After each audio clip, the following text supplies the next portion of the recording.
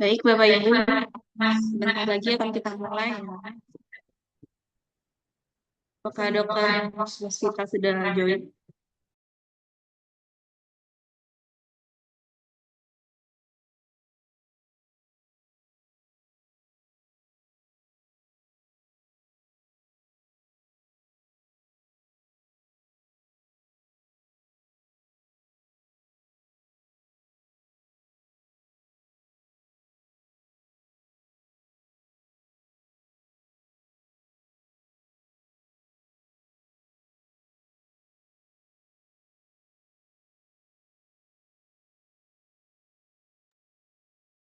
Baik, Bismillahirrahmanirrahim. Sambil menunggu pimpinan kita, izin saya mulai ya Bapak Ibu. Assalamualaikum warahmatullahi wabarakatuh. Selamat siang, Waalaikumsalam. salam sehat untuk kita semua. Yang terhormat Dr. Rosvita selaku Kepala Puskesmas Tanjung Priuk. Yang terhormat kepada Bapak Rahman selaku PLH Kasubag TU Puskesmas Tanjung Priuk. Yang terhormat para PJ Klaster dari mulai klaster 1, klaster 2, klaster 3, klaster 4, dan lintas klaster. Serta teman-teman yang saya banggakan. Puji syukur kita panjatkan hari ini kita dapat berkumpul dalam acara Jangkar Priuk yang akan membahas tentang sosialisasi poli PTM dan update protokol hipertensi. Sebelumnya, izinkan saya memperkenankan kepada Bapak Rahman, PLH Kasubag TU kita untuk memberikan sambutan. Kepada Pak Rahman, saya persilahkan. Baik, terima kasih Mbak Desti ya. Ya, eh, Bismillahirrahmanirrahim. Assalamualaikum Halo, warahmatullahi suaranya gimana? wabarakatuh. Waalaikumsalam Eh, Waalaikumsalam. warahmatullahi wabarakatuh. Selamat siang, salam sehat, sejahtera buat kita semua. Perkenalkan saya Rahman, saya Kasubag TU Puskesmas Demangan yang dalam hal ini saya sebagai PLH pengganti Bu Yaslinda ya, PLH Tanjung Priok. Eh, Saya berharap teman-teman semua dalam keadaan baik, sehat, dan lancar semua urusan ya.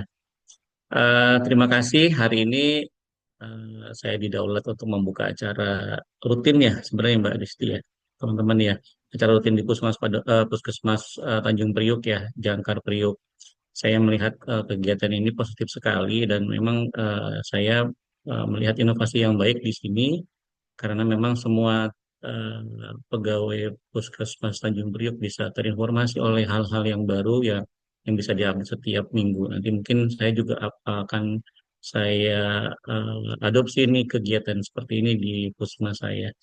Eh, saya berharap teman-teman semua bisa menyimak kegiatan ini dengan baik, eh, dengan tidak meninggalkan pelayanan terutama ya. Jadi Eh, semoga yang disampaikan hari ini mungkin dan berikutnya juga banyak berguna buat kita dalam melaksanakan pelayanan pada masyarakat. Dan ini menjadi apa ya, salah satu ladang pahala buat kita semua gitu ya.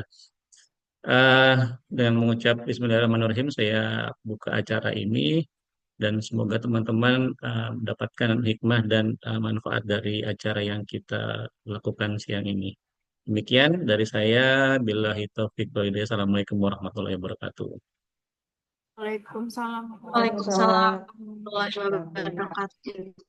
Terima kasih kepada Bapak Rahman telah menyampaikan sambutannya. Perkenalkan, saya Desti Mayangsari, saya perawat di Puskesmas Tanjung Priuk yang akan memandu acara kita hari ini.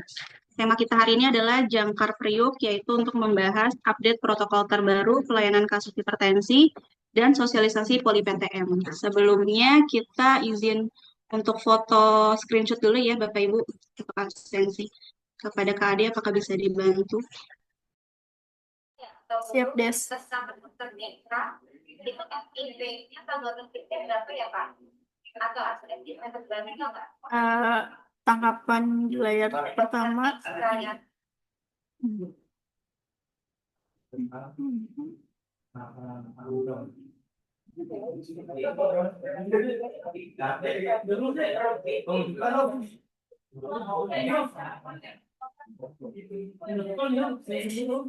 Layar kedua.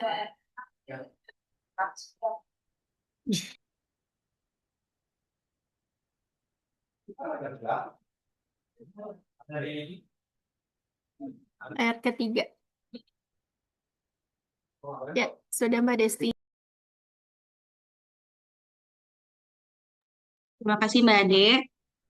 Oke, izinkan saya buka caranya.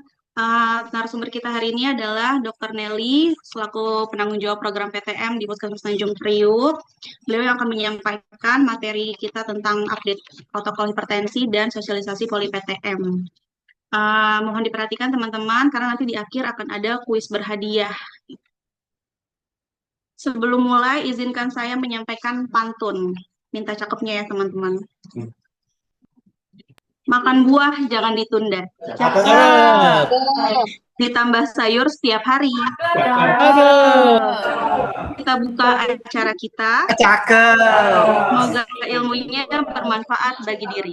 Oke, tanpa berlama-lama lagi, kita akan mulai aja kepada Dr. Nelly. Saya persilahkan. Izin saya screen ya, Bapak Ibu.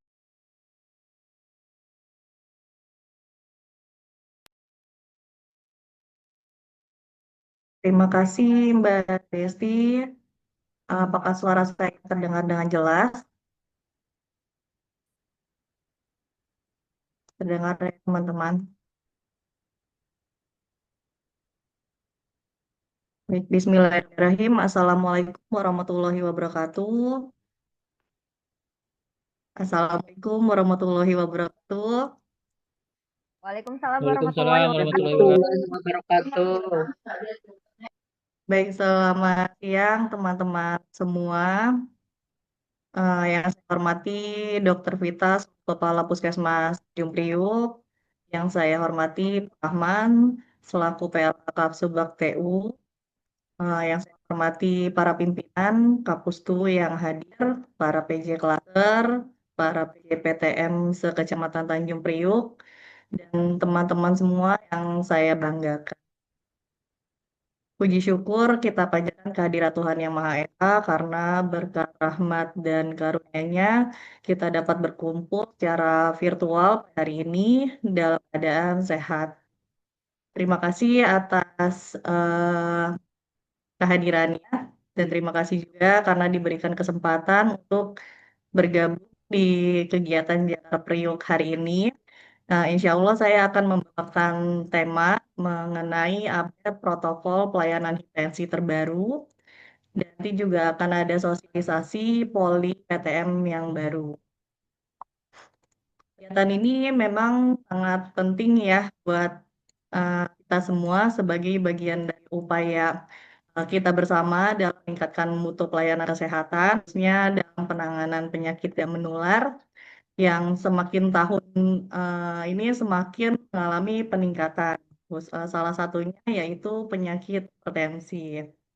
Semoga di pertemuan kita hari ini kita dapat memperoleh pemahaman yang lebih komprehensif, lebih mengetahui implementasi dan peran poli PTM yang baru, dan semoga kegiatan hari ini menjadi wadah buat kita semua untuk diskusi, berbagi pengalaman, serta menyamakan persepsi dalam memberikan pelayanan yang optimal untuk masyarakat-masyarakat kita. Langsung saja, tanpa berlama-lama, kita masuk ke materi pertama ya, materi utama kita. Bisa screen ya?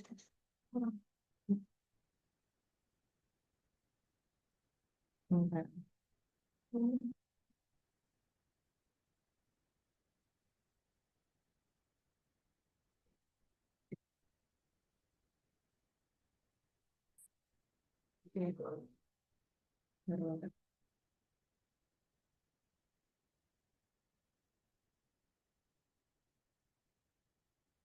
Nah, ini situasi kesehatan Indonesia terhadap beban masalah kesehatan sebenarnya lihat pada seluruh siklus kehidupan, mulai dari balita, bayi, balita, dan anak prasekolah. Ini ditemukan masalah yang cukup serius, salah satunya yaitu stunting sebesar 21,5%, Pada siklus kehidupan sekolah dan remaja ditemukan anemia sebanyak 15,6%, lalu ada jiwa sebesar 34,9%.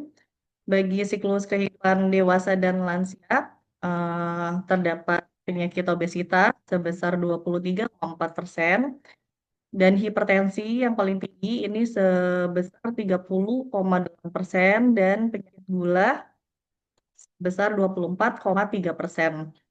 Dari jumlah kasus yang ditemukan, baru 39,8% yang telah terscreening penyakit tidak menular. Dan kan dari sumber survei kesehatan Indonesia di tahun 2023, penduduk usia lebih dari 20 tahun ini tidak pernah diperiksa lingkar perutnya sebanyak 80,82%. Tidak pernah diperiksa gula darahnya banyak 62,6%, tidak pernah diperiksa kolesterolnya banyak 61,1%, lalu tidak pernah dipantau berat badannya sebanyak 36,1, dan tidak pernah diperiksa tekanan darahnya sebanyak 32,6%. Nah, ini diambil dari survei kesehatan Indonesia tahun 2023 juga melalui kohor PTM dari tahun 2011 sampai 2021. Bisa dilihat penyakit hipertensi ini menjadi penyebab keempat kematian dengan presentasi sebesar 10,0%. Dan yang kolom sebelah kanan, tekanan darah tinggi ini merupakan faktor resiko terbesar yang menyebabkan beban penyakit di Indonesia. Jadi faktor resiko tertinggi yaitu tekanan darah tinggi.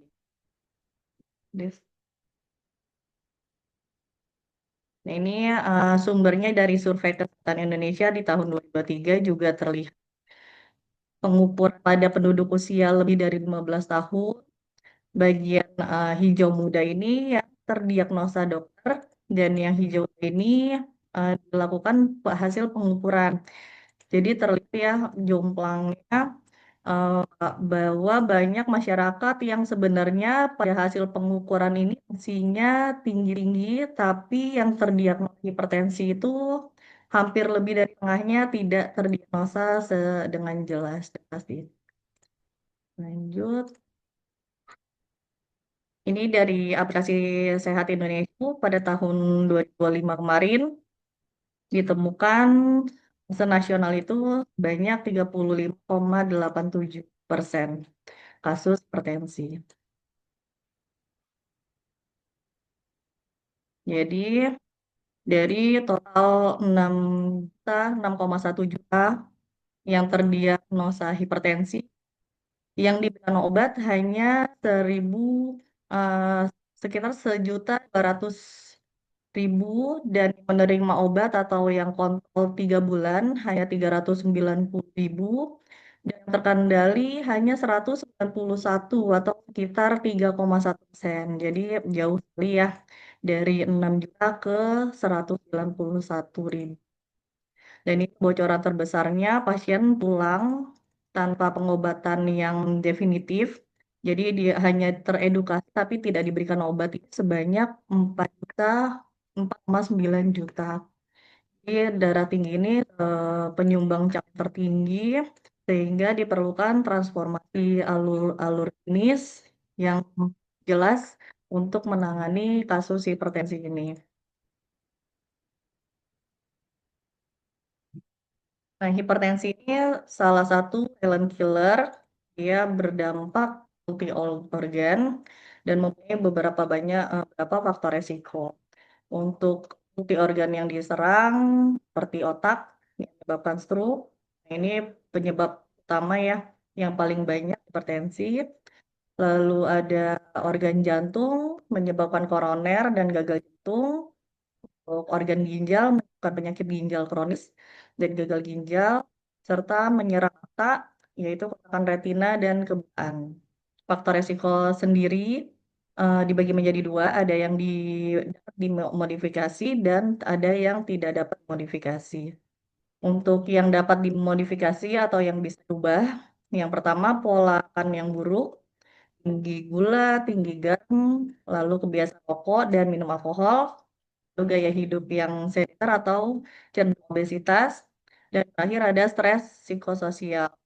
Dan yang tidak dapat dirubah atau tidak dapat dimodifikasi seperti usia, jenis kelamin, ras atau keturunan, lalu riwayat genetik keluarga keturunannya. Lanjut. Nah, klasifikasi hipertensi sendiri untuk dewasa optimal itu kurang dari 120, pernya kurang dari 80. Normalnya 120 sampai 129 dan atau jadi misalkan dan itu berarti memenuhi 2 kriteria atau salah satu aja. Pernya 80 sampai 84. Dinyatakan prehipertensi kalau sistolnya dalam 130 sampai 139 dan atau 85 sampai 89. Untuk hipertensi derajat 1, dibilang hipertensi itu kalau di atas 140 sampai 159 dan atau 90 sampai 99. Jadi kalau misalkan atau artinya salah satu kriteria memenuhi sudah dinyatakan hipertensi. Misalkan 145 per 75, 75-nya normal tapi salah satunya ada yang tinggi, berarti sudah ditegakkan diagnosis hipertensi. Nah, ini ada hipertensi derajat 2, lalu ada hipertensi derajat 3. Yang sebelah kanan ada untuk kategori anak di atas usia 13 tahun dikatakan normal jika di bawah 120 per 80. Prehipertensi 120 sampai 129 per kurang dari 80 dan dinyatakan hipertensi tingkat 1 kalau 130 sampai 139 dan pernya 80 sampai 89. Lalu ada hipertensi tingkat 2 juga. Nah, selain kategori ini, ada juga yang disebut sebagai white coat hypertension. Jadi suka ya di pelayanan ketemu orang yang kalau di pelayanan kesehatan dia hasilnya tinggi, tapi kalau di rumah hasilnya normal. Nah, ini disebutnya white coat hypertension. Jadi dia termasuk terdiagnosa hipertensi, tapi hipertensi yang white coat hypertension. Lalu ada juga yang max hypertension, itu kebalikan dari white coat. Jadi dia kalau ke fasilitas kesehatan dia hasilnya normal, tapi kalau misalkan rumah atau di luar fasilitas kesehatan dia hasilnya tinggi. Itu disebutnya max hypertension. Lanjut. Nah, ini target screening dan deteksi ini berdasarkan siklus hidup. Jadi untuk usia di atas 3 tahun, pengukuran rutinnya minimal 1 kali per tahun. Usia 15 tahun produktif dan lansia, sama pemeriksaan rutinnya minimal 1 kali per tahun kalau hasilnya normal. Nah, untuk pasien yang terdeteksi resiko atau tergolong prehipertensi, frekuensi ditingkatkan 1 kali setiap 3 sampai 6 bulan. Dan diberikan edukasi, edukasinya yang seperti diet rendah garam atau pola hidup sehat gitu. Nah, untuk anak-anak yang resiko tinggi, obesitas, ada riwayat obesitas, dan ada riwayat penyakit ginjal, ini wajib diukur setiap kali kunjungan jika memenuhi kriteria atau kalau misalkan dia sudah terdiagnosa hipertensi, penanganan hipertensi pada itu harus dirujuk ke sakit. Jadi penanganannya bukan di puskesmas, kecuali untuk dewasa ya. Lanjut. Nah, ini aturan emas siapan dan validasi alat. Jadi untuk tahun ini alat itu tidak cukup hanya sampai kalibrasi aja, tapi ada sebutnya validasi. Nanti kita jelasin lebih lengkapnya lagi ya. Untuk alat tensimeter air raksa itu tidak lagi direkomendasikan karena toksisitasnya atau air raksa itu yang membahayakan kita. Yang menjadi gold standar, terus sigmometer otomatis yang tervalidasi itu sebagai alat yang direkomendasikan pada saat ini.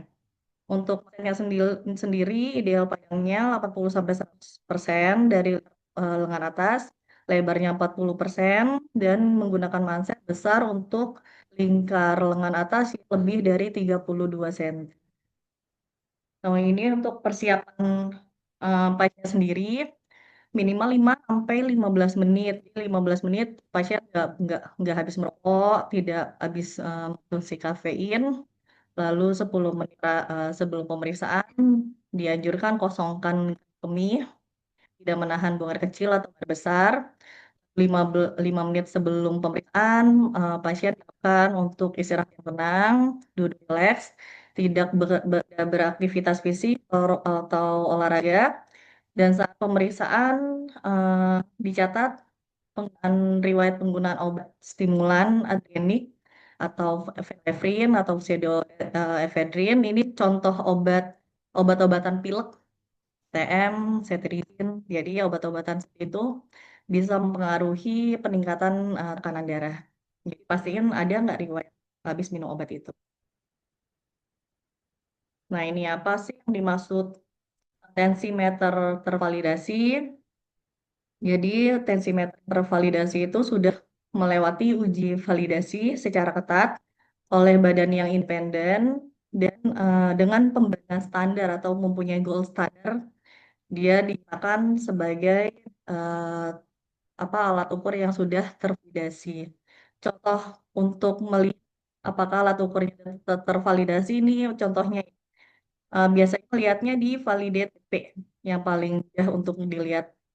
Atau untuk nextnya nih ada daftar alat yang sudah tervalidasi di Indonesia. Di sini sudah ada rekomendasi untuk yang digunakan di Vaskes, ada juga yang penggunaannya di rumah. Jadi diharapkan untuk dari Kemenkes mengharapkan puskesmas-puskesmas nantinya ke depannya sudah beralih menggunakan alat-alat yang tervalidasi yang ada di list ini. Nextnya.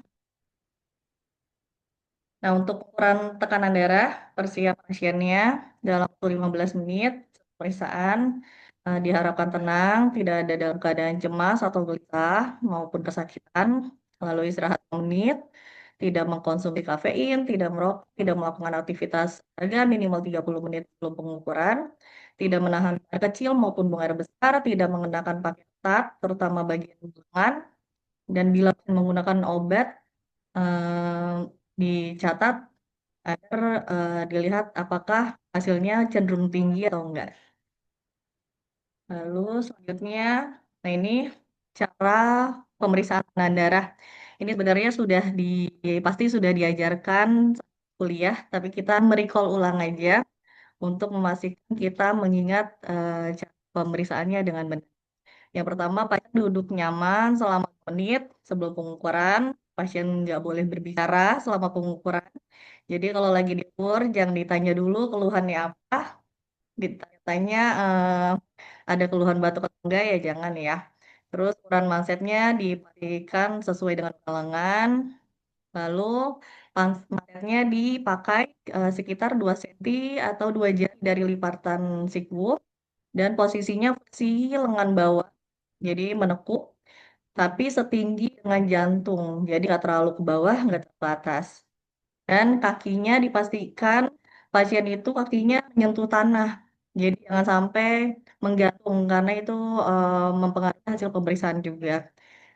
Bisa dilihat di gambar yang sebelah kanan ya, pasiennya punggungnya bersandar, tidak bicara, lalu lengannya fleksi, dan di ruangan yang tenang, suhunya nyaman, tidak habis merokok, tidak habis ngopi, minum kopi, dan sudah buang air kecil.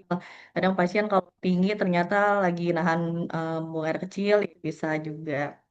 Lanjutnya, dari kesimpulannya ada 7 kesalahan pengukuran. Jadi menurut penelitian ada beberapa hal yang bisa menaikkan tekanannya. Misalkan kalau punggungnya tidak bersandar itu bisa menaikkan tekanan darah 6-10 mm air raksa. Lalu kalau mansetnya di atas pakaian itu bisa menaikkan tekanan darah 5-50. Dan kalau misalkan lagi nahan pipis, itu bisa menaikkan tekanan darah 10-15 mm air raksa. Lalu saat bicara bisa naikin 10. Jadi ini sudah ada penelitiannya. Gitu. Lanjut. Nah, ini aturan rata. Jadi sebenarnya tekanan darah itu eh, bagi pasien-pasien yang dicurigai tekanan darahnya tinggi pada saat pertama kali pengukuran itu harusnya diulang sebanyak 3 kali. Jadi bukan 2 kali, tapi 3 kali. Nah, khusus untuk pelaksanaan CKG barulah diperbolehkan hanya 2 kali TESI karena mengingat CKG itu kan antriannya suka banyak ya, padat. Jadi Kemenkes atau dinas juga sudah mengizinkan kalau bisa diulang hanya 2 kali saja. Nah, ini step pertama, pengukuran pertama. Kalau hasilnya di bawah 140, itu tidak perlu diulang lagi. Jadi cukup 1 kali aja. Jadi di bawah 140 itu termasuk prehipertensi. Prehipertensi itu 130 sampai 139. Jadi kalau misalnya prehipertensi itu nggak perlu diulang. Nah, yang sebelah kanan, kalau hasilnya lebih dari 140/90, nah pasti disuruh istirahat dulu 3 sampai 5 menit lalu dilakukan pengukuran kedua. Kalau yang kedua walaupun hasilnya normal tetap dilakukan pemeriksaan pengukuran yang ketiga. Nanti yang diambil rata-ratanya itu pengukuran kedua dan ketiga aja. Pengukuran satu enggak diambil sebagai hasil pemeriksaan. Contohnya yang di bawah, ini sistoliknya yang ditambah 140 tambah 160, lalu dibagi 2 rata-ratanya 150. Dan diastoliknya yang kedua dan ketiga 95. Jadi ditegak diagnosanya pasien tekanan darah 150/95. Jadi dia tegak diagnosanya hipertensi ya. Lanjut. Nih, untuk menegakkan diagnosa hipertensi, untuk menentukan tata laksana, itu ada namanya CARTA. Jadi pemeriksaan retrokardiovaskular. Nah, ini dilihat berdasarkan umur, status perokok, tekanan darah, sama kolesterol total. Lihat dia bentuknya ke bagian warna hijau, warna kuning, atau warna merah marun. Tuh, nanti nextnya aja. Nah, ini carta itu ada 2 macam.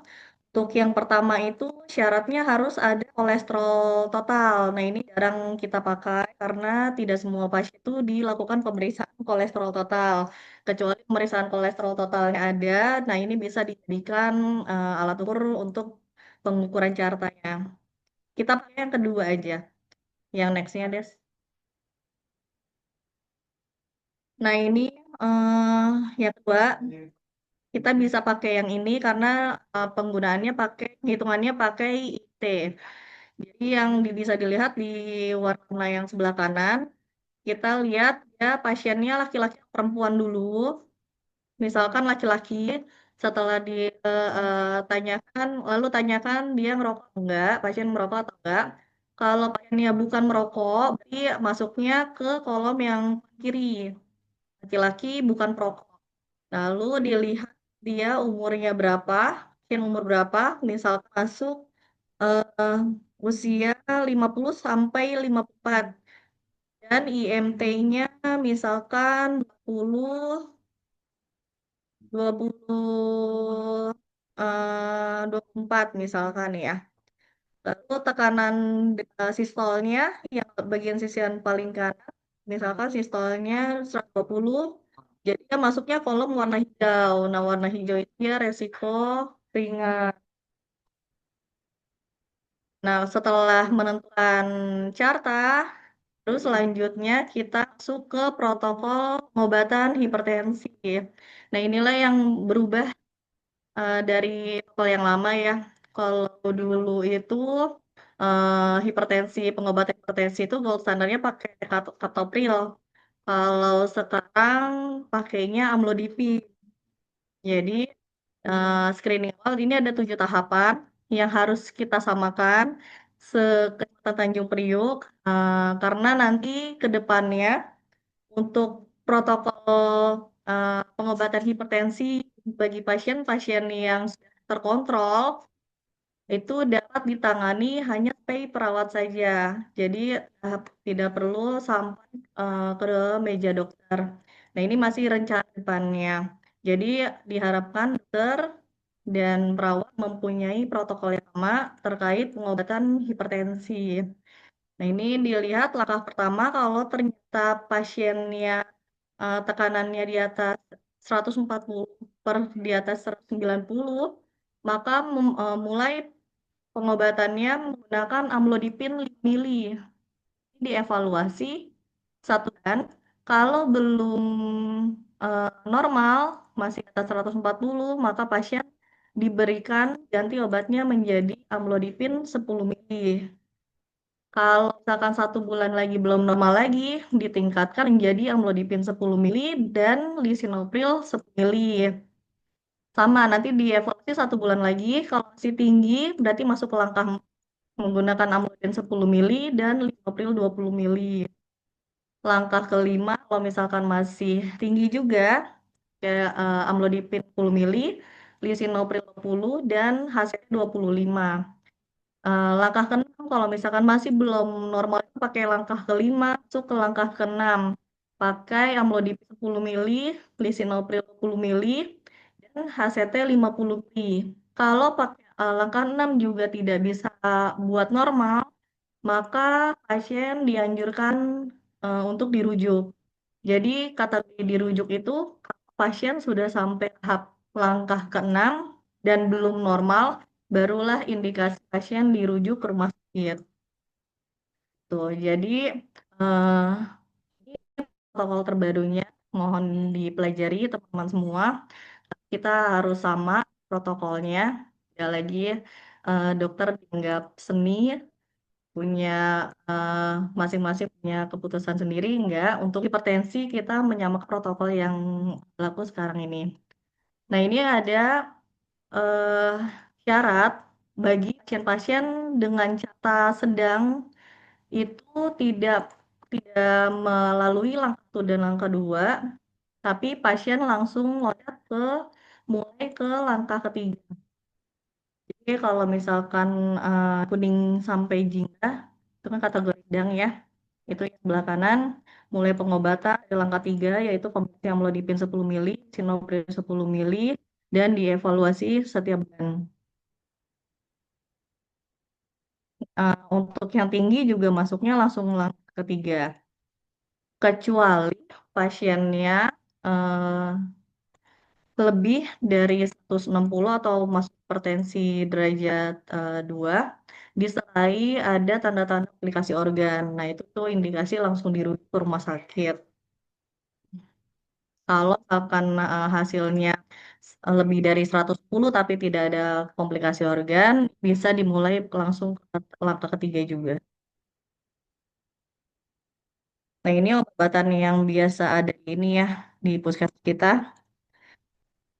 kecuali kandesan, valsartan kita nggak ada ya, sama bisoprolol kita juga nggak ada. Tapi kalau misalkan nanti ke depannya akan ada RB, mungkin akan ada. Nah, ini indikasinya di sebelah kanan bisa teman baca. Dan ini kontraindikasinya juga tersedia. Kalau untuk amlodipin itu dinyatakan itu obat yang paling aman untuk hipertensi pada saat ini. Indikasinya untuk usia lanjut, lalu kontraindikasinya untuk pasien-pasien gagal jantung, lalu untuk linopril dan kaptopril, dia yang nggak boleh untuk orang hamil atau kondisi hiperkalemia, stenosis arteriorenalis, dan ini bisa menyebabkan batuk ya. Untuk yang ARB, valsartan, desartan, alternatif ACE jika batuk, lalu kontraindikasinya sama dengan ACE inhibitor ya. Untuk yang diuretik, dianjurkan untuk lanjut usia, tapi kontraindikasinya dia bisa menaikkan kadar asam urat. Jadi kalau untuk pasien-pasien asam urat jangan dikasih HCT, furosemid karena itu yang menarik air ya. Lalu ada beta blocker, contohnya bisoprolol. Ini untuk pasien-pasien yang ada indikasi jantung koroner.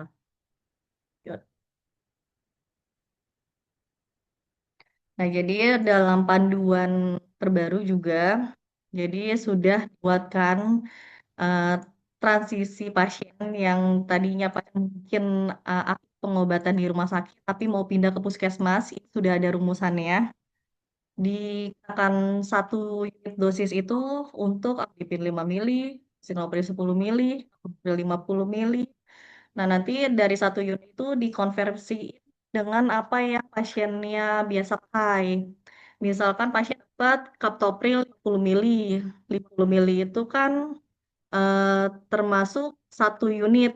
Jadi dikonversikan kalau misalkan pasiennya dapatnya 100 mili berarti sama dengan 2 unit. Nah, nanti di next-nya aja. Next dulu. Nah, ini 1 unit yang terhitung 1 unit ini macam-macamnya. Next, guys. Nah, ini ya. Jadi lihat pasiennya eh, pakainya apa. Misalkan dikonversikan jadinya 3 unit, maka nanti di puskesmas dia dapatnya amlodipin 10 mili dan lisinopril 10 mili. Kalau misalkan dikonversikan dia di total jadinya 5 unit, berarti nanti di puskesmas dirubah bisa menggunakan obat menggunakan amlodipin 10 mili dan lisinopril 20 mili ditambah HCT 25 mili. Jadi lihat dia pasiennya dikasih obat apa biasanya di rumah sakit. Itu bisa dilanjutkan di puskesmas untuk pengobatannya. Lanjut. Nah, ini ada sebutan namanya waktu follow up. Kenapa sih mereka pasien-pasien kita banyak yang tidak tidak kontrol? Yang pertama karena stok obatnya menipis, terus stafnya mungkin kurang ramah, edukasinya juga tidak adekuat. Lalu em, faktor pasiennya mungkin pasiennya merasa tidak ada keluhan atau silent killer, lalu jaraknya jauh, lupa jadwal kontrol. Nah, sehingga untuk saat ini pengobatan hipertensi itu dapat diberikan obat selama 1 bulan. Jadi tidak 10 hari lagi, tidak 2 minggu lagi, tapi boleh diberikan langsung 1 bulan. Saya sudah bicara juga ke penanggung jawab farmasi, Mbak Feby, untuk siap-siap. Nah, kedepannya kita akan memberikan obat hipertensi dan diabetes lebih tepatnya itu langsung 1 bulan. Tapi dilihat lagi teman-teman semua, kalau pasiennya sekiranya memang rajin berobat, kasih 1 bulan nggak apa-apa. Tapi kalau pasiennya belum terkontrol atau baru pertama kali datang, coba boleh dikasih 2 minggu dulu. Nanti kalau sudah pasiennya sudah perubahan, rajin kontrol, boleh dilakukan pemberian terapi selama 1 bulan. Nextnya.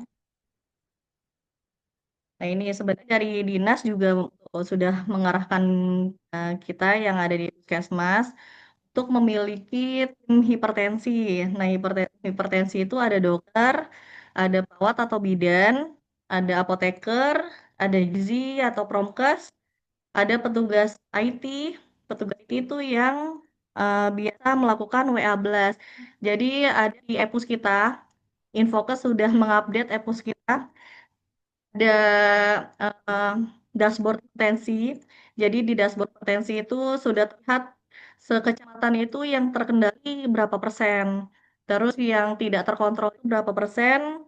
Yang tidak datang dalam 12 bulan itu berapa persen, berapa banyak pesertanya itu sudah ada dashboardnya. Jadi nah, untuk Tanjung Priok sendiri kita masih di ambang batas. Untuk yang terkendali kita 26%. Sedangkan batas dikatakan terkendalinya bagus itu minimal 25%. Untuk tahun ini insya Allah kita masih mencapai angka batas indikator kendali kita, tapi dikhawatirkan tahun depan akan meningkat lagi persentasenya. Jadi dimohon teman-teman dapat menjalankan protokol ini biar apa persentase terkendali kita makin meningkat juga. Nah, ini disarankan untuk membuat SPIM, dibuat ya nanti kita masih menunggu arahan Sudin, Dinas seperti apa terkait pembuatan SK tim ini. Nah, untuk protokol hipertensi sudah tersampaikan semua. Selanjutnya ini pengenalan poli PTM baru. Poli PTM ini dinamakan layanan Rosella. bukan dari singkatannya enggak, tapi dilihat dari esensi bunga rosella itu bisa menyembuhkan beberapa penyakit, salah satunya hipertensi, diabetes gitu. Jadi disebutnya namanya layanan rosella.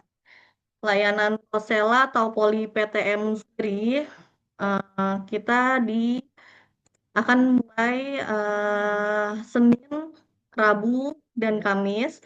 Tapi untuk saat ini kami belum mulai karena ada beberapa hal yang kita perlukan untuk memulai poli ini.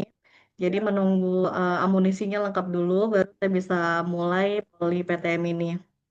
Poli PTM juga bukan semua penyakit PTM dilayani di poli PTM, bukan. PTM itu banyak sekali penyakitnya, prioritasnya itu sekitar 20 penyakit.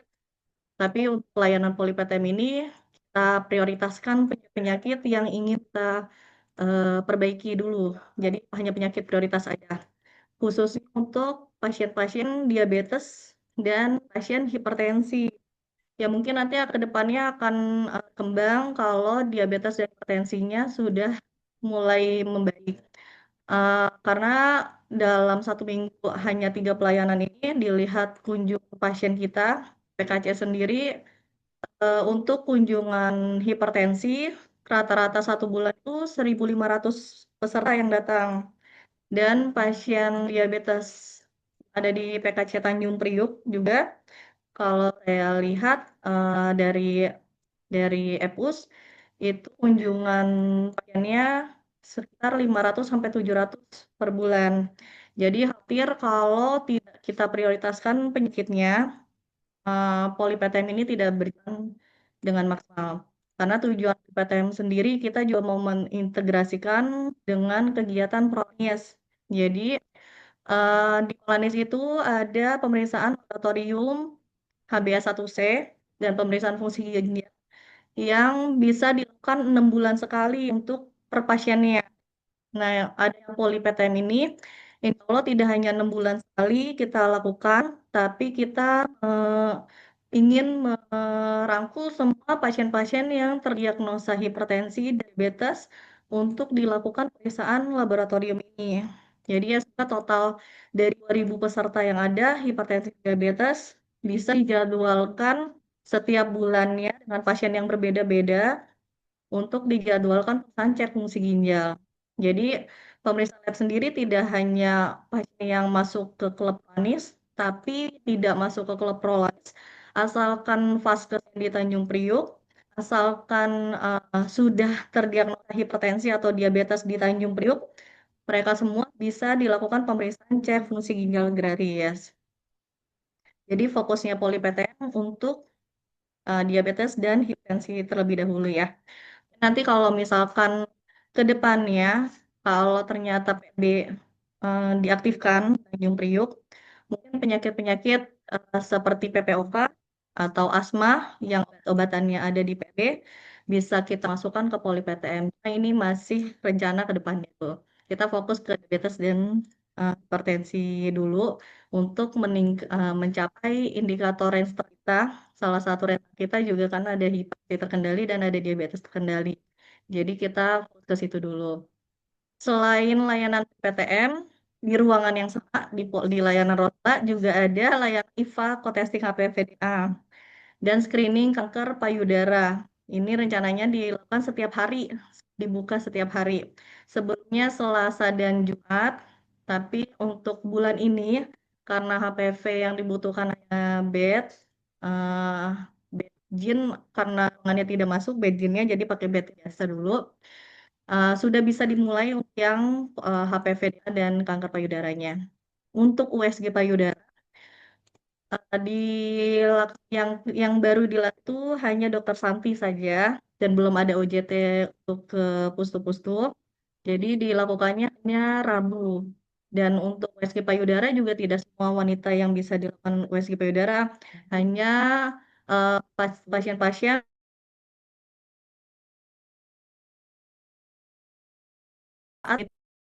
jalan payudara baru dilakukan pemeriksaan USG payudaranya. Lalu ada layanan UBM, layanan berhenti merokok. Ini dilaksanakan setiap hari Rabu. Jadi dihari-hariin karena ruangannya terbatas dan sudah padat juga. Jadi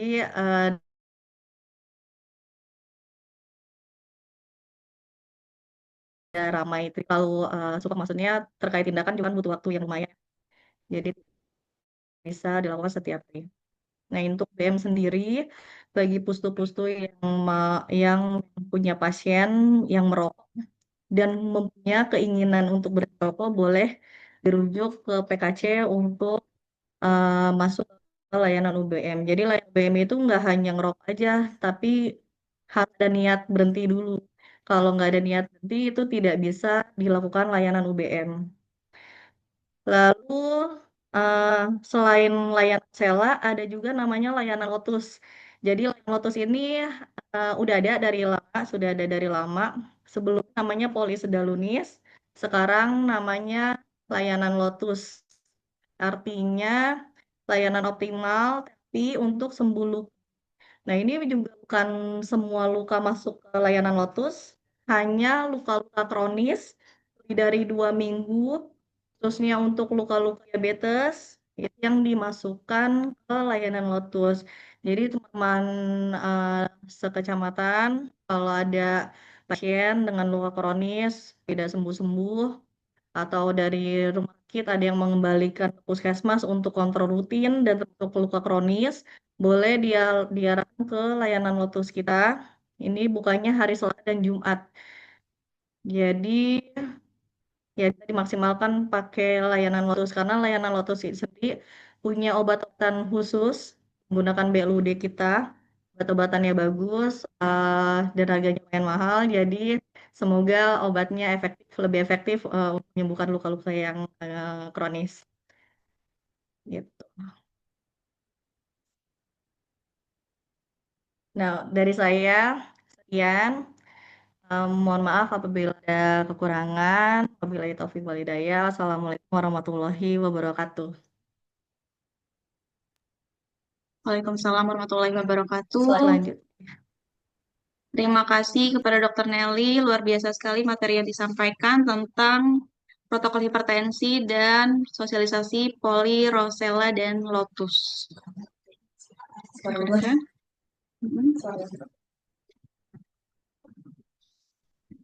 Oke, yang nyangkut banget di saya sih tadi diharapkan untuk protokol hipertensi tidak ada lagi seni untuk masing-masing dokter ya. Jadi sudah ditentukan protokolnya, diharapkan semuanya menerapkan sesuai protokol.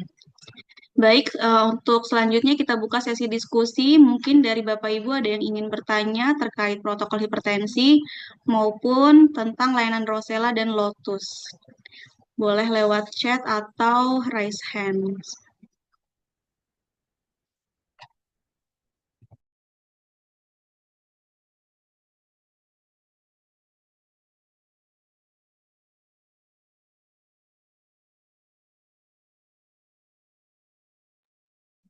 Silahkan Bapak Ibu ada yang mau ingin bertanya.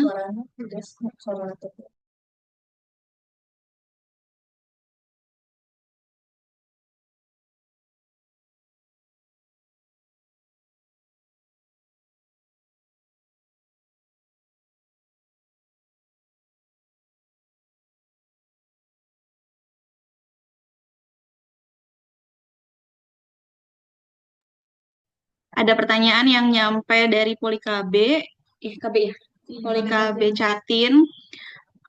Kalau nanti ada pasien Catin yang HT dan DM, apakah selanjutnya dirujuknya tetap ke poli dewasa atau ke poli Rosella, dokter? Langsung dijawab aja Mbak Desti. Ini Kak Fauzia yang bertanya untuk pasien hipertensi untuk poli rosella sendiri, poli PTM, pasien hipertensi dan diabetes, rencananya kita nggak akan berikan berdasarkan usia, baik usia dewasa, baik usia lansia, semua dimasukkan ke poli rosella. Jadi kalau ditemukan di poli pelayanan ada terindikasi hipertensi atau diabetes, boleh langsung Kak diinternalkan ke layanan ini Rosella. Baik, tadi pertanyaan dari KB Jatim ya dok. Ini dari Fauzia. Kak Fauzia bertanya untuk pasien yang dinyatakan hipertensi setelah berapa kali pemeriksaan dan tensinya tinggi dok. Jadi sesuai dengan protokol yang tadi dilakukannya 3 kali Mbak Fauzi. Jadi untuk yang 2 kali itu diperbolehkan kalau CKG aja. Jadi nanti hasil pemeriksaan yang kedua dan ketiga dia rata-ratanya hasilnya berapa? Kalau kategorinya di atas 140 per di atas 190, salah satunya yang tinggi aja itu sudah dinyatakan hipertensi. Jadi boleh dikonsulkan ke layanan Rosella.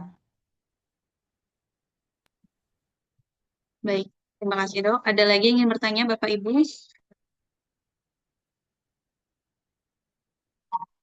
Selanjutnya nanti di akhir sesi kita akan ada kuis dan ada hadiahnya teman-teman, hadiahnya voucher Indomaret sebesar 50.000. Ikut ya ke kuis. Masih pada ngikutin kan ya teman-teman, Bapak Ibu sekalian?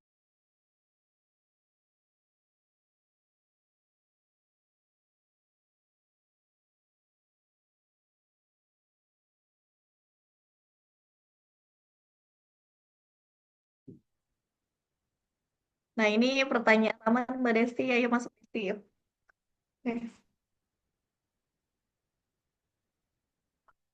Terus, bunga ya. Nah, ini soal pertama, tidak pilihan ganda, jadi jawabannya bisa variatif tergantung persepsi masing-masing. Silakan dicoba aja, tidak hanya ada buat dokter, buat perawat, tapi nakes yang lain juga boleh ya. Atau nakes juga kalau misalkan menjawab, silakan dicoba jawab aja.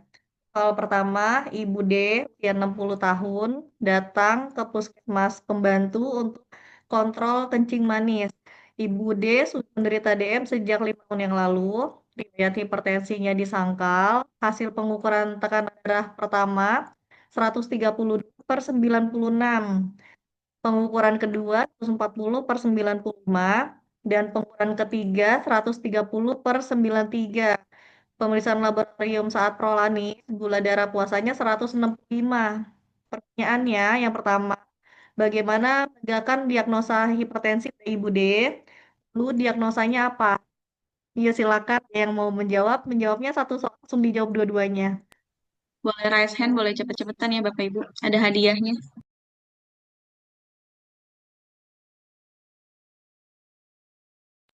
Bapak Ibu suaranya jelas nggak ya? Oke, Dokter Ica raise hand. Silakan dok, di-unmute dok. Eh, hmm, izin ya Mbak Desti, tadi pertanyaannya di diagnosanya ya, di dihitung rata-ratanya, terus diagnosanya prehipertensi bener nggak sih? Coba dok, ini dok jumlah Apanya? rata-ratanya dok, sistol dan diastolnya. Aduh, diastolnya belum lagi. Sebentar, sebentar. Tadi sih 134 ya sistolnya. Kalau diastolnya ya kira-kira 90-an. Aku diagnosanya prehipertensi. Hmm, kurang tepat dok. Kurang ya? Ada yang Oke. lain?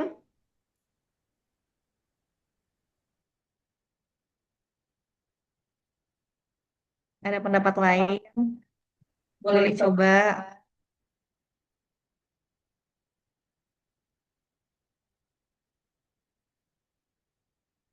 Siapa tuh Kari? Silakan Kari.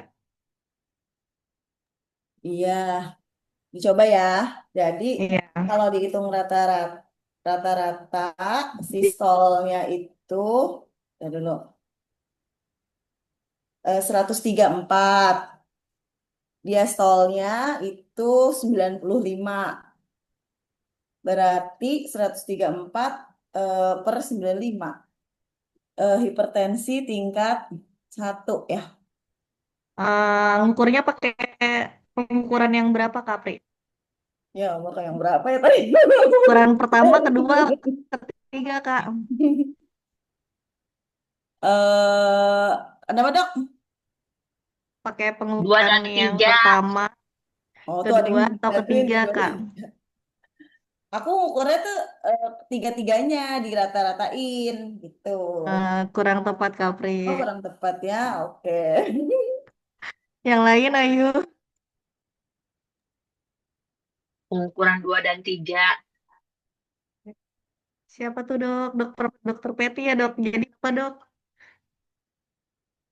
Dokter Wulan di DM itu Dok Nel ada tulis Sorry, di chat. maaf. Dokter Wulan.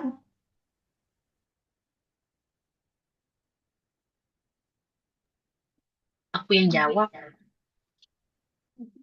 Dokter Peti boleh, Dok. Kalau mau jawab, Dok.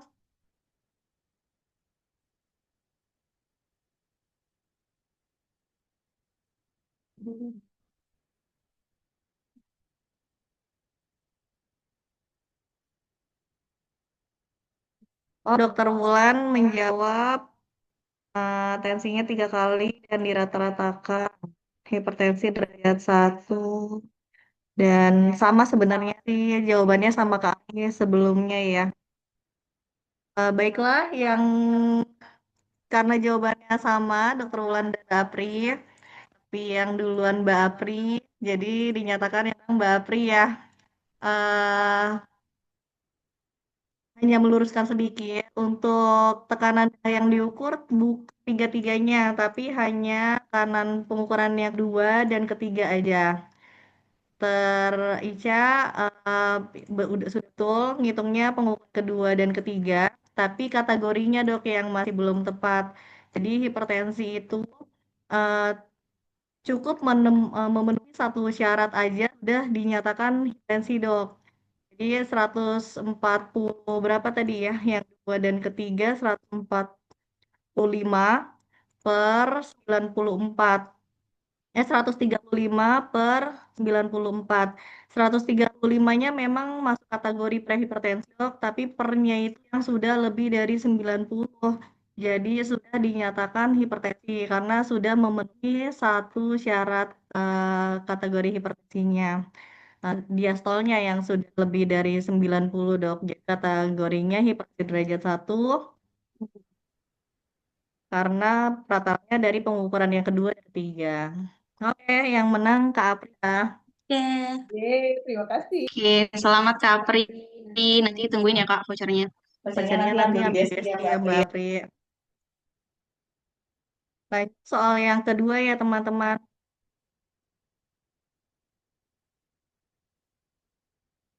Ini soal kedua, Bapak A 38 tahun datang ke Posyandu untuk pemeriksaan PG. Saat ini dalam kondisi sehat, tidak ada riwayat penyakit kronis, tetapi memiliki faktor resiko yang yaitu kurang aktivitas fisik dan merokok. Hasil pengukuran tekanan darah Posyandu 142 per 84. Petugas Posyandu menyarankan pemeriksaan ulang di puskesmas 1 minggu lagi. Nah, Bapak A datang ke puskesmas untuk pemeriksaan ulang 1 minggu kemudian, hasil pengukurannya jadi 130 per 82. Pertanyaannya, yang pertama, apakah prosedur screening hipertensi yang dilakukan petugas di Posyandu sudah sesuai? Yang kedua, apakah diagnosa Bapak A? Yang ketiga, intervensi apa yang paling tepat saat ini? Dan yang keempat, kapan perlu evaluasi ulang tekanan darahnya? Ya, silakan dibaca 3 menit mungkin cukup. Kalau sudah, boleh rayakan teman-teman.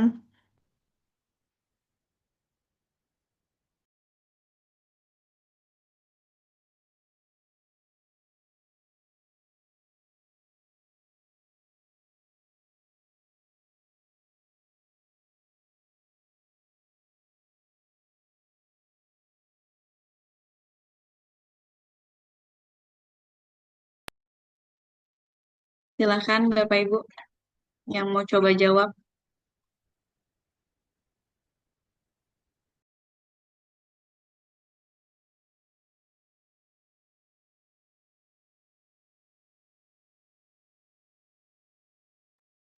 Ayo teman-teman, ada yang bisa ngejawab di chat dulu aja.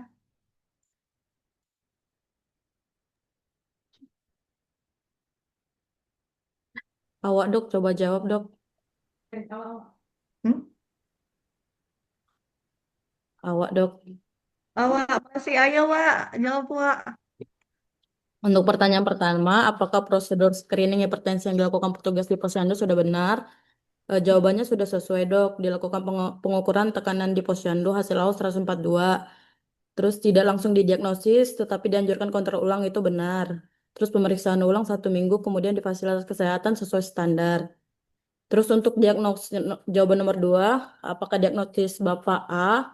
Jawabannya belum bisa ditegakkan hipertensi.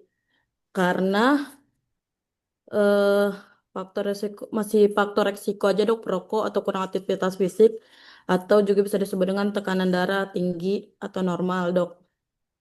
Normotensi, jadi belum hipertensi dok, jawaban nomor 2. Iya. Terus nomor 3, intervensi yang paling tepat saat ini mungkin bisa diberikan edukasi seperti berhenti merokok, aktivitas rutin, diet rendah garam, jaga berat badan, dan kurangin stres. Terus kapan sih harus perlu evaluasi untuk ulang tekanan darahnya? Bisa dilakukan ulang pemeriksaan ke puskesmas terdekat dalam waktu 3 sampai 6 bulan berikutnya. Mungkin ya dok. Oke, Terima kasih. makasih Awak. Ada jawaban yang berbeda nggak teman-teman? Ada pendapat yang beda? Ada yang ingin menanggapi?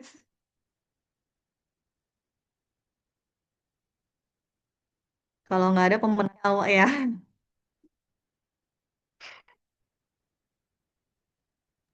Mencoba. Nggak ada yang ingin menanggapi?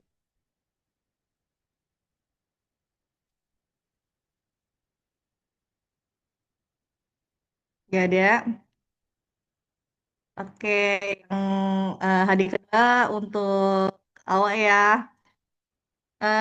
Meluruskan aja bahwa dari diagnosa eh, untuk yang nomor 1, apakah prosedur screening hipertensinya dilakukan tugas posyandu sudah sesuai? Jawabannya belum sesuai karena seharusnya kalau pesertanya itu di eh, di pemeriksaan pertama ada kata hipertensi, harusnya diulang sebanyak 3 kali dulu. Jadi tidak langsung tegak karena ini dia anggapnya pemeriksaan yang pertama kali. Jadi kalau ada tensinya 140 ke atas, baiknya dilakukan selama 3 kali dulu. Diambil rata-ratanya apakah tensinya benar tinggi atau enggak. Terus diagnosa Bapak A ini betul dia belum dinyatakan hipertensi karena pada kunjungan ke puskesmas itu hanya 130/82. Ini masuknya kategori prehipertensi. Nah, untuk ketiga, intervensi apa yang paling tepat saat ini sudah benar jawabannya. Dan yang keempat juga sudah benar jawabannya. Pasien disuruh kontrol 3 sampai 6 bulan yang akan datang. Jadi selamat Mbak, apa hadiahnya nanti diambil ke Desti ya.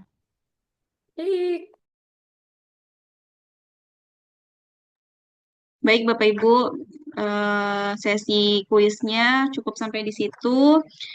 Masih ada yang ingin didiskusikan kah? Mungkin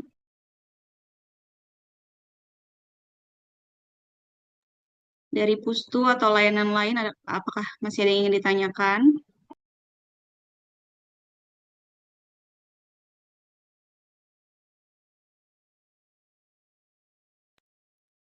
Baik, kalau sudah tidak ada, izin saya akhiri acara hari ini. Sebelumnya, karena tadi dibuka dengan pantun, akan ditutup dengan pantun lagi, akan disampaikan oleh Dr. Nelly. Silakan dok. Ya, saya bantu ya sebagai penutup, dibantu jawabnya. Makan gorengan sambil tertawa. Cakep. Minumnya teh manis hangat. Cakep. Kalau ingin terjaga, Cakep. ini gula, garam, lemak ya sobat. Keren banget. Baik, terima kasih Bapak Ibu yang sudah join Jangkar Priok hari ini. Saya tutup. Wassalamualaikum warahmatullahi wabarakatuh. Waalaikumsalam warahmatullahi Waalaikumsalam warahmatullahi wabarakatuh. wabarakatuh. Terima kasih. Terima kasih Dokter Nelly, Desti. Iya, ada ya? Ada. Dulu kan tempatnya nggak di situ. Iya, dulu kan di ujung sono. Ini sampai mana? Sih kagak kelihatan abangnya lucu banget. Tapi kelihatan Apa Mbak Apri? ya. Mbak Apri, sama Mbak Apri. Oh iya, dokter Nina maaf. Suaranya kedengeran ya?